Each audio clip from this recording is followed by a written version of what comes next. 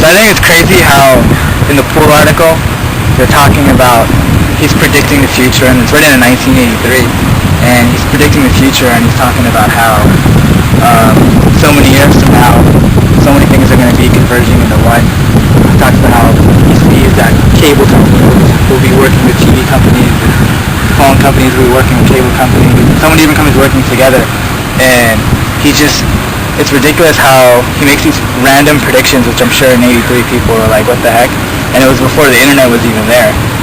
And all of a sudden, 10, 15 years later, it's happening. And right now, like, everything that he's talking about is happening right now. I just think it's kind of crazy.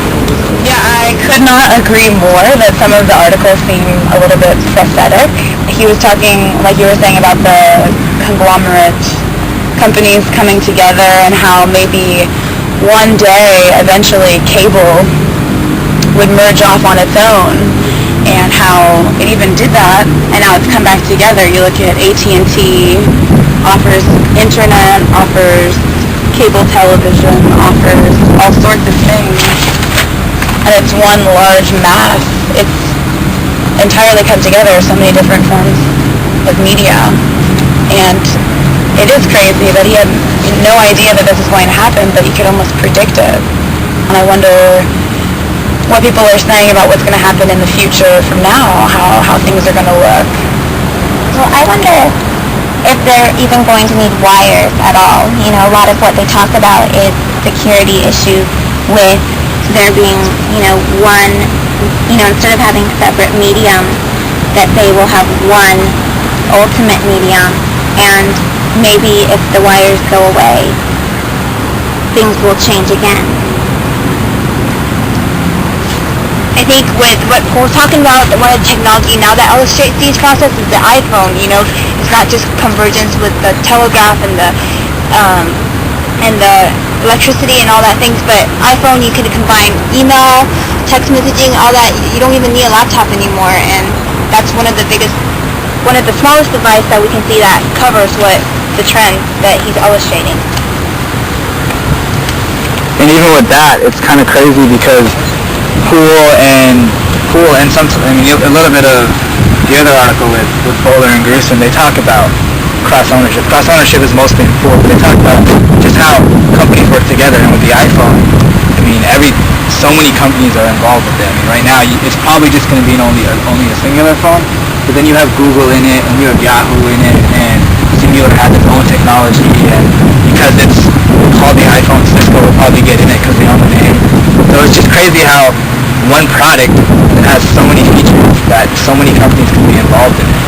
And it's just ridiculous how crazy it is. I think it's a little bit of, I don't know how I feel so much about when Bolter and Grusin talk about the idea of convergence. They introduce the idea of it being a marketing strategy as well, which is something that is really important, and this is what we're going to see also with the iPhone, but with a lot of other new technologies that are coming out. The coming together of all these media is nothing that essentially they're all kind of remaking the same thing. What you can do online is in a way reinventing what was going on with television, but this way you can click and access it on your own. I think that this idea of convergence, even like they're saying, they're giving a lot of credit to the coming together of everything when really they're all playing off of each other.